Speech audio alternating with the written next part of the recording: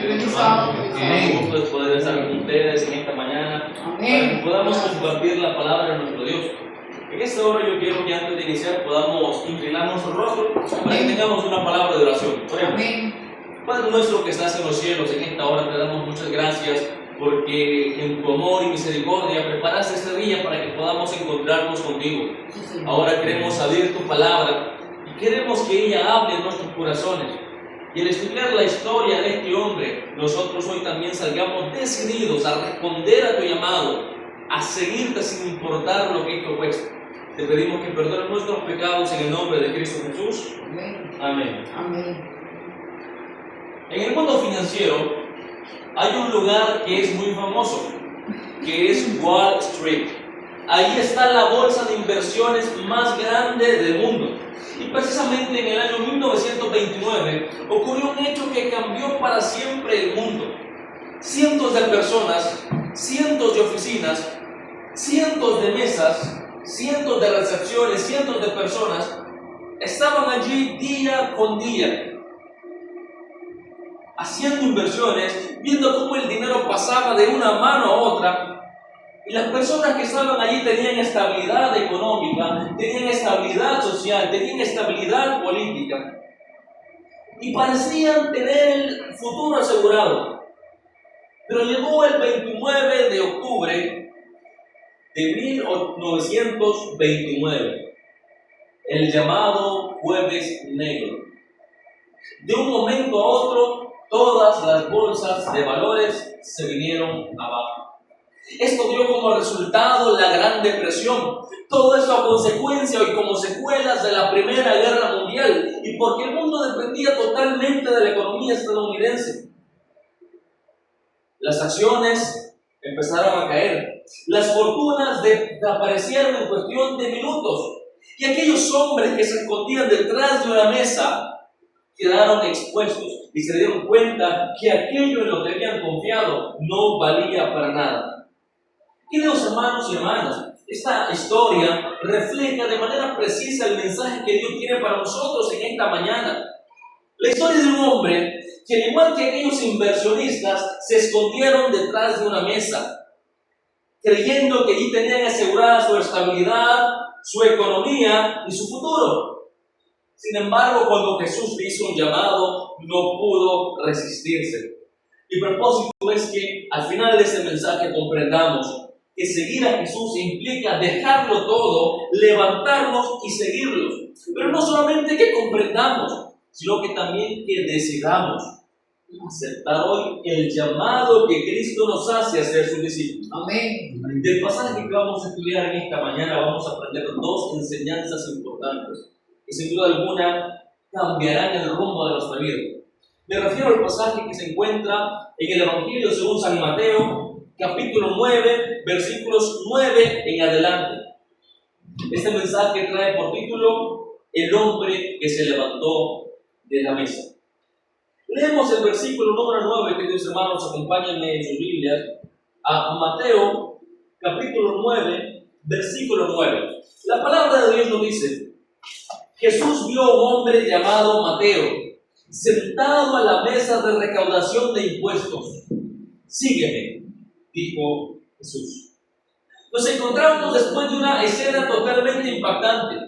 Jesús estaba en la ciudad de Capernaum, una ciudad muy importante, no solo geográfica, sino también financieramente en el pasado, y acababa de realizar un milagro sorprendente. Había un hombre que tenía años siendo paralítico, un hombre que no podía moverse. Lo sana. Y luego de eso la escena cambia inmediatamente, pero con un propósito en específico. El escenario no cambia por casualidad.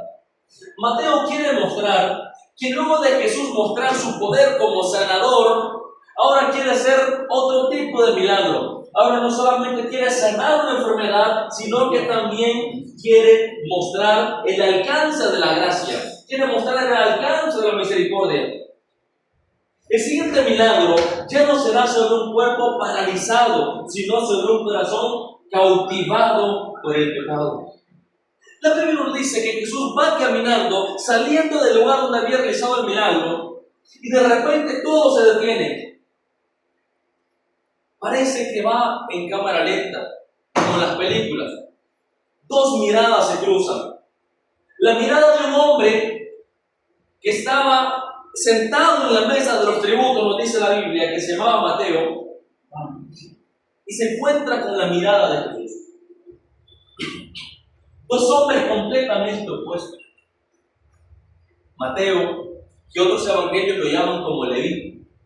Mateo significa don de Dios, pero sorprendentemente para el pueblo, Mateo era todo lo contrario. Para el pueblo judío, Mateo era un traidor. Mateo era un ladrón. No lo consideraban un regalo, sino más bien un detractor. Lo consideraban un traidor. Lo consideraban como una vergüenza para el pueblo, porque él había decidido dedicarse a una profesión de ser recaudador de impuestos. En otras palabras, un publicano. Había decidido trabajar para el gobierno que oprimía a su nación. Había decidido trabajar cobrando impuestos, cobrando dinero a su propio pueblo. En el siglo I, ser un publicano aseguraba riquezas económicas, aseguraba la protección del Imperio Romano porque era ciudadano, aseguraba también estabilidad y parecía que toda la vida la tenía resuelta. Pero también en contraparte, ser un publicano en el siglo I significaba no tener amigos, ser despreciado no solamente por sus amigos, sino también ser despreciado por la familia. Porque un publicano cobraba impuestos por ley de Roma, sin embargo, para ellos ganar, cobraban más de lo que se debía cobrar. Y de esa manera se hacían ricos. Entonces eran ricos de manera ilícita. Zaqueo era un publicano también y por eso era despreciado por el pueblo. Eran considerados impuros, ladrones, corruptos, detractores, traidores y todos los sinónimos negativos que puede tener una persona. Y no solamente eran rechazados socialmente, sino que religiosamente también eran rechazados. O sea, un publicano no tenía amigos. La Biblia nos dice que Mateo estaba sentado en la mesa de los tributos. Sin embargo, en el idioma original, en el griego, encontramos la palabra griega telonión, que no significa que estaba sentado en una mesa. Significa que Leví Mateo estaba sentado en una oficina de impuestos. Digamos que Mateo era alguien de Hacienda, alguien que cobra a las personas por todo. Si alguien tenía una casa, tenía que ir a la oficina de impuestos a pagarle a Mateo. Si alguien llevaba una mercancía, tenía que pasar por la oficina de impuestos para pagarle a Mateo. Si usted tenía un negocio ambulante, tenía que ir a la oficina de impuestos a pagarle a Mateo. Y Mateo no le cobraba lo justo, le cobraba de más. Entonces, no era literalmente que estaba en una mesa como esta, no era que estaba en la calle en una mesita, era una oficina, ¿okay? Era un lugar muy bien establecido. No era simplemente un lugar con monedas, no, era un lugar muy bien administrado. La ciudad de Capernaum se encontraba en la Villa Maris, una ruta comercial muy importante en el tiempo antiguo, no solamente en Israel, sino en el Imperio Romano. Por lo tanto, la mercancía que circulaba en aquel lugar era muy grande. Por lo tanto, la riqueza ilícita que había obtenido Leví Mateo era enorme, generaba importantes ingresos económicos. Desde una perspectiva humana, financiera, Mateo había alcanzado la cumbre del éxito. Mateo no tenía problemas para comer, mientras gran parte de la sociedad apenas llegaba al final del día. Mateo no se preocupaba por si iba a tener dinero para pagar la renta. No se preocupaba si iba a tener dinero por si se enfermaba. Tenía resuelta la vida. Él tenía una ocupación rentable, pero que oprimía al pueblo. Sin embargo, los evangelios nos relatan que Mateo, a pesar de tener toda la estabilidad económica, era una persona que vivía vacía socialmente. ¿A quién de aquí le gustaría ser amigo del ladrón que le robó lo poco que tiene? ¿A quién le gustaría? Nadie.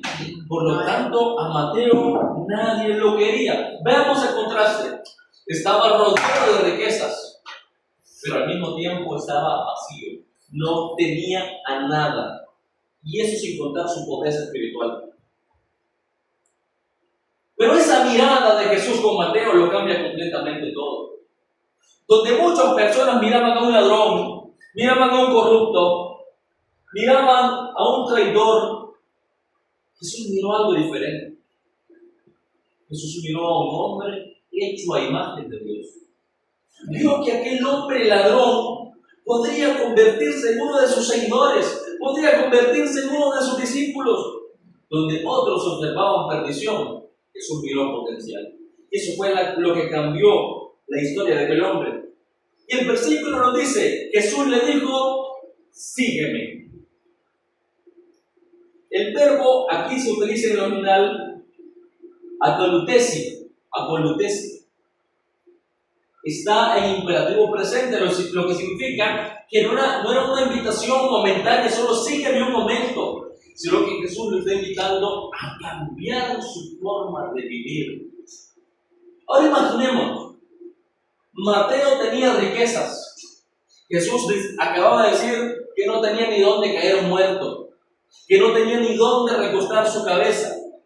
¿Sería una invitación fácil de aceptar para Mateo? Cuando alguien te dice, deja todo lo que tienes y sígueme. Deja tu ocupación que te da estabilidad y ven conmigo, que no te ofrezco dónde dormir mañana. Precisamente eso significa acolutesi. Jesús no invita a Mateo a acompañarlo por unas horas, sino a comenzar una vida permanente de discipulado, una vida permanente al lado de Jesús. No era una invitación simplemente a cambiar de ocupación, sino a vivir de una manera diferente, cambiar el rumbo de su existencia, darle un nuevo sentido a su vida. Jesús le dijo, sígueme. Pero ¿por qué Jesús llama a un pecador? ¿Por qué escogiera a un publicano? ¿Y por qué cuando todos los maestros, por qué todos los rabinos eran buscados por sus discípulos, Jesús es quien busca a las personas para que lo sigan? Vemos una oposición entre lo que el mundo hacía y lo que Jesús hacía. Jesús le dijo, sígueme. No solamente hoy, no solamente durante la tarde, sígueme toda la vida. Jesús no quiere que Mateo lo siga solo un momento para contarle un secreto. Jesús le dijo a Mateo, sígueme, cambia tu vida, cambia tu forma de vivir. El versículo continúa diciendo, y él se levantó y le siguió. Yo me imagino, ¿será que Mateo era una persona que estaba en sus cabales? ¿Será que Mateo razonó lo que estaba haciendo? Trabajaba en el gobierno, tenía una posición muy elevada sobre las personas, y de repente viene el hijo de un carpintero y le dice, sígueme. Y Mateo se levantó de la mesa y se fue. ¿Saben que aquí se utiliza un verbo llamado anatas? Significa que Mateo no lo pensó, no lo razonó, no pidió tiempo para mañana. No dijo, dame un mes para renunciar, para que me den los beneficios. Anatas significa que se levantó inmediatamente. Jesús le dijo, sígueme. Mateo estaba sentado, se levantó y lo siguió. No había tiempo para dudas en aquel momento. Lucas 5:28 nos dice, extiende la idea y dice que dejándolo todo, se levantó y le siguió. ¿Qué es dejar todo, hermanos? ¿Qué llevaba Mateo? Lo dejó absolutamente todo y siguió a Jesús. Pero es interesante que este detalle de que lo dejó todo aparece solamente en Lucas.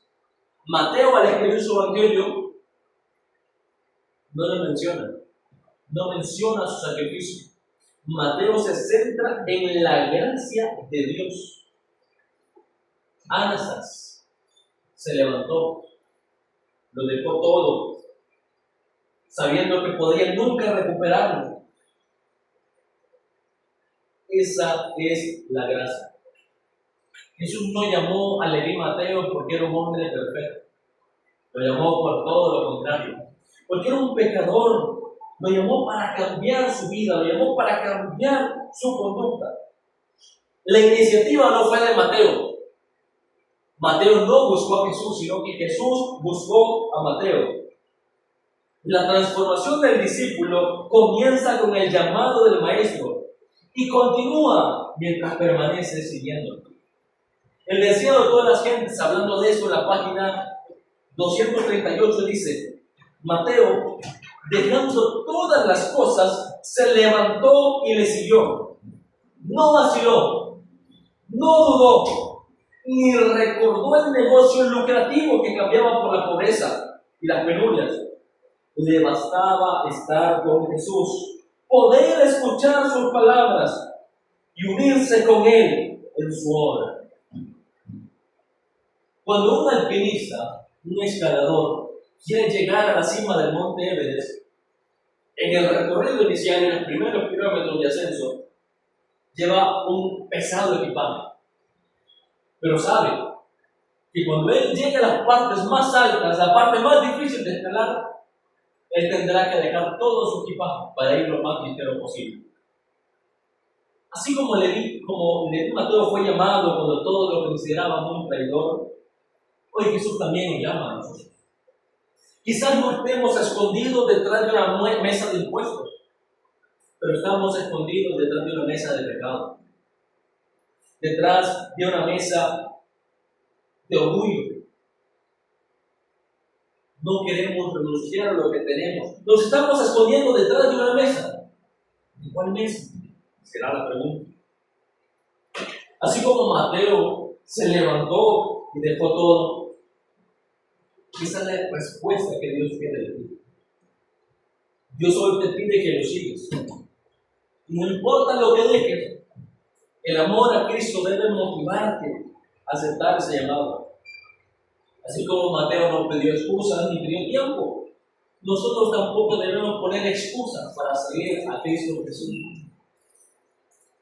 No hay que pensar la decisión de seguir a Cristo, porque el tiempo siempre es ahora. Entonces, hermanos, ya aprendimos el llamado que cambia la vida de Mateo.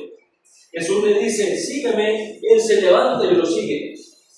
Ahora, la segunda enseñanza es la mesa donde comienza la misión.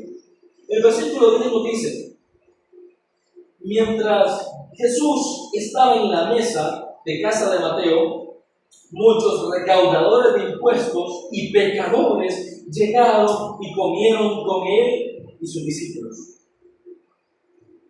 Después de que Jesús llama a Mateo y este acepta el llamado, la escena avanza con rapidez y ahora nos encontramos en la noche. Quizá aquello fue en la tarde, ahora estamos en la noche. Era la hora de la cena. Y Mateo había preparado no una comida ligera. Había preparado, dice la Biblia, un gran banquete en su casa. Aquel hombre, quien durante años había utilizado una mesa para lacerar al pueblo, para trasquilar a sus amigos, ahora usa una mesa donde muchas personas podían encontrarse en Cristo. La mesa que antes servía para ganancias ilegales, ahora se sirve como una mesa donde Cristo presenta su evangelio. Y me llama la atención qué tipo de personas estaban allí. Nos dice que estaban cobradores de impuestos y pecadores. ¿Quiénes eran los amigos de Mateo? ¿Será que eran los líderes religiosos? ¿Será que eran los sacerdotes? ¿Será que eran los fariseos o los levitas? Los amigos de Leví Mateo, según lo relata el texto, eran cobradores de impuestos igual que él y pecadores. Yo no sé quién de aquí presente sería amigo de Leví Mateo o entra en esa categoría. Esos eran los amigos de Mateo. No invitó a los hombres líderes, a los rectos, a los perfectos. No invitó a los religiosos. Invitó a sus amigos con los que había compartido la misma vida. Probablemente eran compañeros de profesión, personas de dudosa reputación, comerciantes y personas marginadas por la sociedad. Este tipo de persona, esta clase social, nunca hubiera entrado a una sinagoga a escuchar las enseñanzas de un rabino. Jamás hubiera ido. Pero aceptaron la invitación de un hombre que los llevó a su casa a cenar. Pero había un problema grande. En la cultura judía del siglo I, sentarse con alguien en la mesa no era simplemente para comer.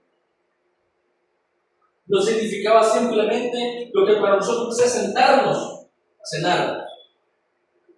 Cuando yo me sentaba con alguien, significaba que yo aprobaba su conducta. Significaba que era mi amigo. Significaba comunión. Significaba aceptación. ¿Y Jesús estaba sentado con quién entonces? Con pecadores, con ladrones, con prostitutas.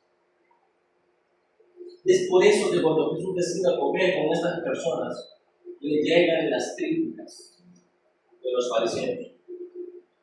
Que come con pecadores, con prostitutas. El Mesías debe mantenerse alejado de los pecadores, pero Jesús comía con ellos en la mesa.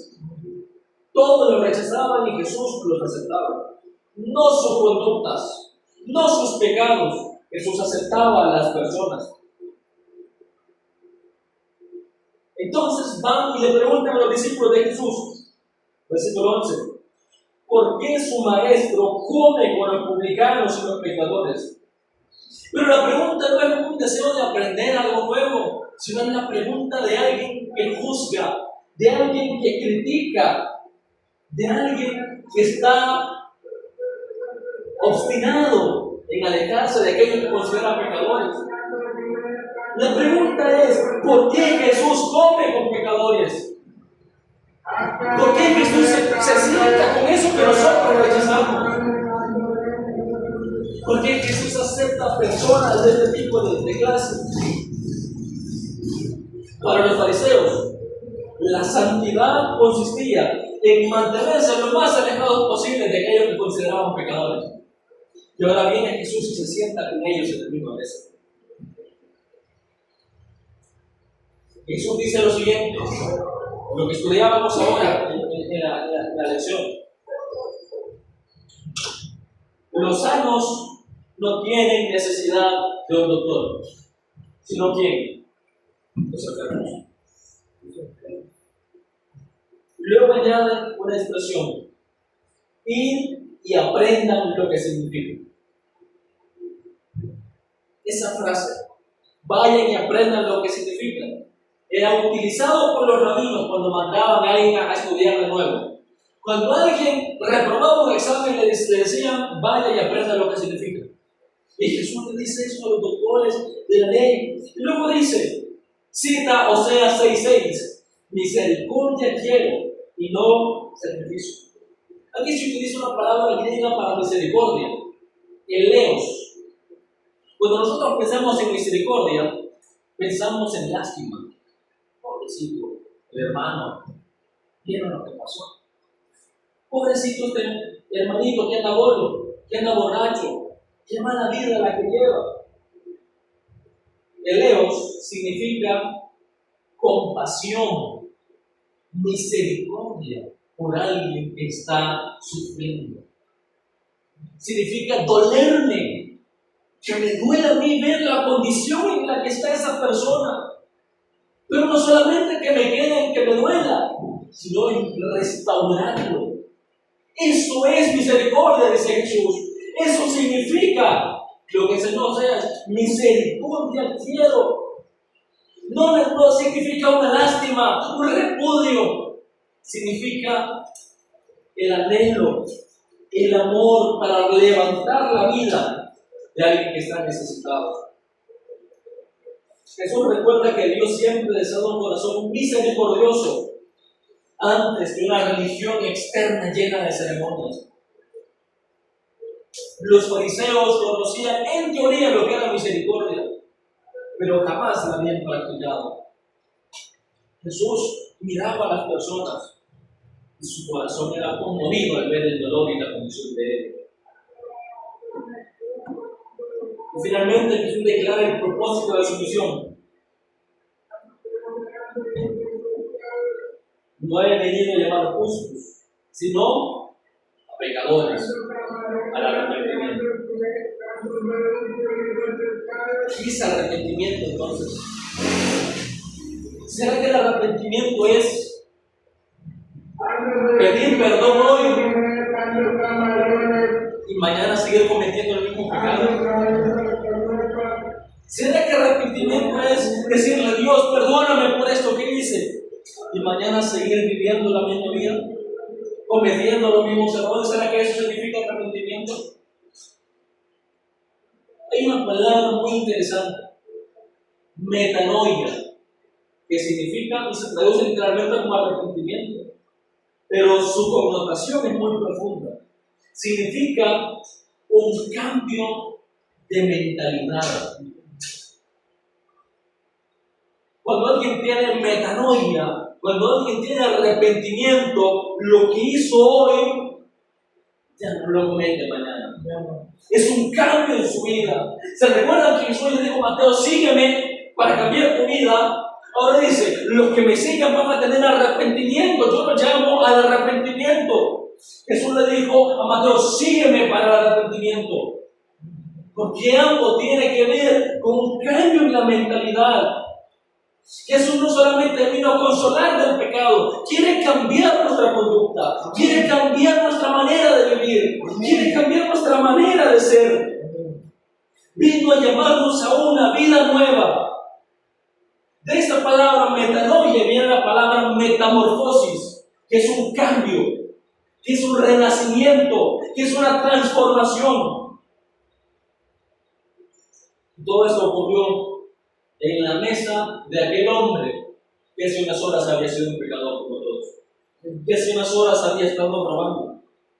La mesa de aquel hombre, en la cual nadie se sentaba, se había convertido en un centro misionero. El deseo de todas las gentes, página 240. Leemos lo siguiente, queridos hermanos. Para Mateo, el ejemplo de Jesús en el banquete fue una constante lección. El publicano despreciado vino a ser uno de los evangelistas más consagrados y en su propio ministerio siguió muy cerca las pisadas de Jesús. Entonces aquel hombre sí se arrepintió, sí tuvo un cambio en su vida, porque antes seguía a los publicanos romanos. Y a partir de aquel momento siguió el ejemplo de Jesús y su vida cambió para siempre. Cuando se levanta un faro en el mar, ¿se construyen para alumbrar a otros faros o para alumbrar en medio de la oscuridad? Cuando un faro se levanta, se construye con el propósito de iluminar aquellos barcos que están perdidos en el mar, que no tienen una orientación, que no tienen una brújula para llegar seguros. Precisamente, nosotros hemos sido llamados al arrepentimiento para que brillemos aquellas almas que están en la oscuridad. Mateo abrió las puertas de su hogar. Dios también espera que abra la puerta de tu vida, las puertas de tu vivienda, para que se conviertan en un foco de luz para tu comunidad. Tenemos amigos que no conocen a Cristo, que lo conozcan en nuestro hogar. Hay personas, así como son publicanos y pecadores, que nunca hubieran ido a la sinagoga, Así hoy mucha gente jamás vendrá a la iglesia, pero sí aceptará una invitación a nuestro hogar. Se aceptará una invitación a almorzar, a cenar, y allí les hablamos del amor de Cristo. Así como Cristo se sentó con los pecadores, nosotros no debemos rechazarlos si fallan, no debemos hacerlos de menos, no debemos menospreciarlos, sino que tenemos que abrazarlos con amor y decirles: Cristo te llama al arrepentimiento, acércate a Él para que cambie tu vida. Y así como los fariseos rechazaron, cuestionaron a Jesús, nosotros no debemos rechazar a las personas. No debemos hacer de menos a las personas porque pecan diferente de nosotros. Queridos hermanos, en aquel día, la vida de Mateo inició en la mesa de los impuestos, en la oficina de cobrar impuestos. Aquel sería un día más de aquella vida solitaria. Sin embargo, cuando Jesús lo miró, cambió todo. Una sola palabra de Jesús puede cambiar la vida de cualquiera. Y esa invitación que le hizo Mateo hoy te la hace a ti. Sígueme.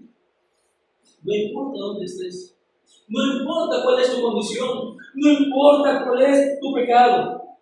Aquel publicano despreciado, odiado y rechazado, se convirtió en un discípulo del Maestro.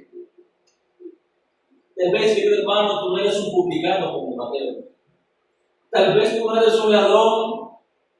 Tal vez tú no eres un corrupto. Pero quizás nuestra vida está llena de pecado. Unos peores que otros. Para algunos esa mesa puede ser algún mal hábito que no han podido dejar. Para otros, esa mesa es el orgullo, la vanidad, la soberbia, el resentimiento. ¿Cuál es la mesa que impide que te acerques a Cristo? Hay dos mesas en la vida.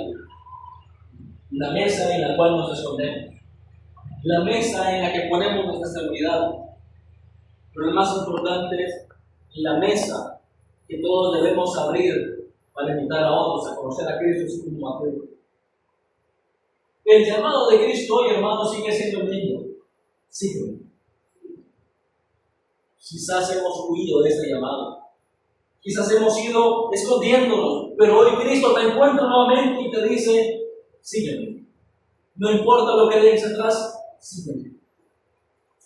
Hoy el Señor te invita a que te levantes, a que dejes todo el pasado, a que dejes tus errores, a que dejes tu pecado y que comiences una vida nueva con Él. ¿Aceptarás el llamado de Cristo en esta mañana? Amén. Al igual que Mateo, abrirás las puertas de tu hogar para que se convierta en un centro de luz y de bendición para las personas. Amén. Y más importante, permitirás que Cristo utilice tu vida para salvar a más personas. Si ese es su deseo, les invito a que nos pongamos en pie para que aceptemos este llamado. Y vamos a orar, y vamos a decirle al Señor, como lo hizo Mateo: Señor, te entrego mi vida. Señor, te doy lo que tengo. Señor, te entrego mi pasado, para que tú hagas tu voluntad en mi futuro. ¿Quieren aceptar esta invitación? Amén. Les invito a que nos pongamos en pie, hermanos, para que finalicemos este programa con una oración. Oremos. Padre nuestro, que tus moradas son los altos cielos, gracias te damos, porque igual que le dio Mateo, hoy nos miras con misericordia, nos miras en el lugar donde estamos y nos haces la invitación más solemne de todas: sígueme. Quizás hemos sido despreciados por las personas por los errores que hemos cometido. Quizás nos han visto de menos porque hemos fallado, pero hoy dejamos todo eso atrás y entregamos nuestras vidas en tus manos. No solamente nuestras vidas, te entregamos todo lo que tenemos. Que en la mesa de nuestro hogar se convierte en un lugar donde invitemos a personas a conocer a Cristo. Que donde estemos, ayudemos, sirvamos, que, Señor, así como Mateo fue canal para que muchas personas conocieran a Cristo, nosotros también seamos utilizados para presentar a Cristo ante el mundo. Perdona nuestros pecados, Padre. En el nombre de Cristo Jesús oramos. Amén. Amén. Y amén. Amén. Dios, hermanos, un feliz sábado. Amén. Que Dios nos bendiga. Gracias.